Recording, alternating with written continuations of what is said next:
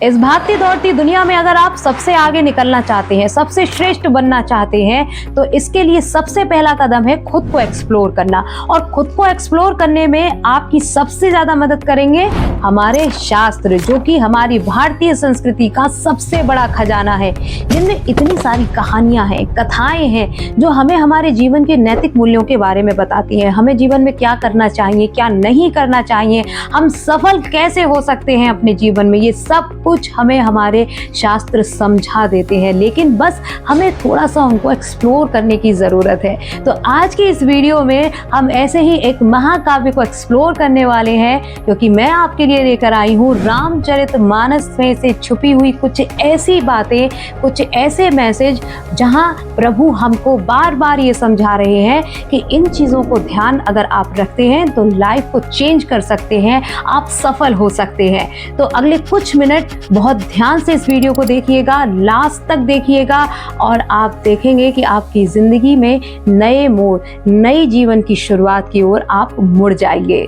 जय Shri Ram and welcome back in Shreya explorer. मैं हूं आपके साथ श्रेया। आज की पहली शिक्षा यानी कि पहली चौपाई है, देव कर कवन भरोसा, सो शई सिंधु करई मन रोसा, कादर मन कहु एक अधारा, देव देव आलसी पुकारा। रामचरितमानस की ये चौपाई है सुंदरकांड की, जब प्रभु राम समुद्र को पार करने के लिए उनसे विनती कर रहे हैं कि भाई तुम मुझे रास्ता दे दो।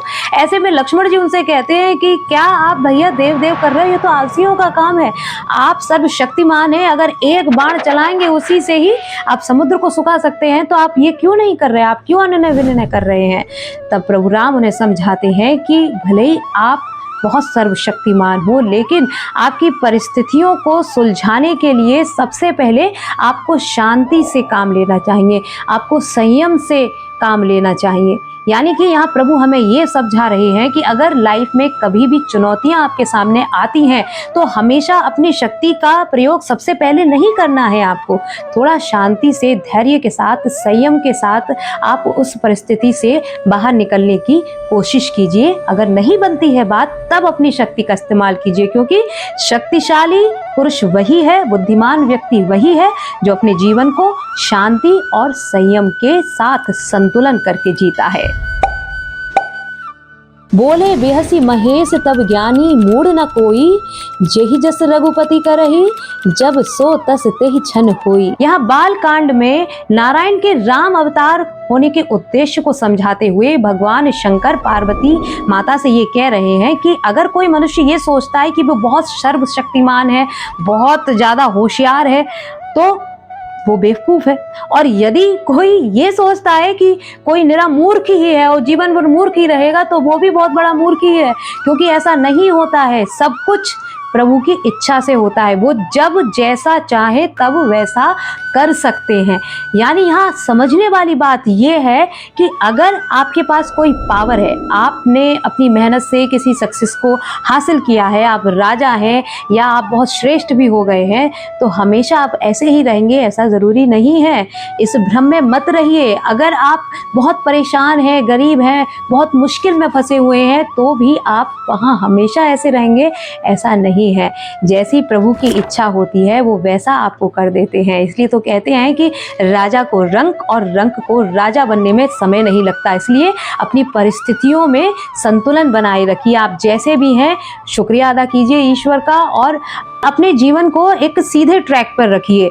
आपके लाइफ में कुछ बहुत अच्छा हो रहा है तो वो हमेशा अच्छा रहे ऐसा ज़रूरी नहीं है, कुछ बहुत बुरा हो गया है वो हमेशा बुरा रहे ऐसा ज़रूरी नहीं है। सिर्फ थोड़ा सा धैर्य रखिए और उस ईश्वर पर भरोसा रखिए, वो सब कुछ बदल सकता है। काम क्रोध मद लोभ सब नाथ नरक के पंत, सब परिहरि रघुवीर ही भजऊ भजई जय ही संत।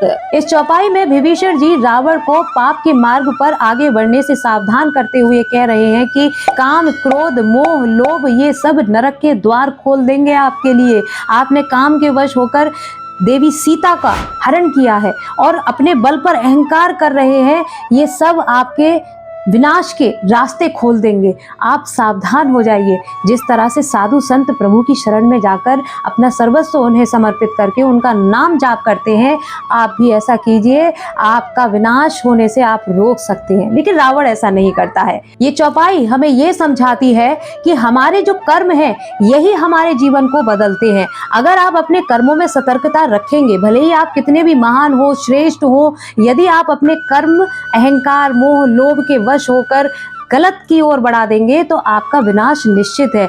आपको ध्यान रखना है संतों के जैसे अगर आप स्वयं को ईश्वर के समर्पित रखते हैं और अपने अच्छे कर्मों को करते हुए आगे बढ़ते हैं तो सफलता आपके साथ रहेगी, सुख आपके साथ रहेगा और खुशियां भी आपके साथ रहेंगी।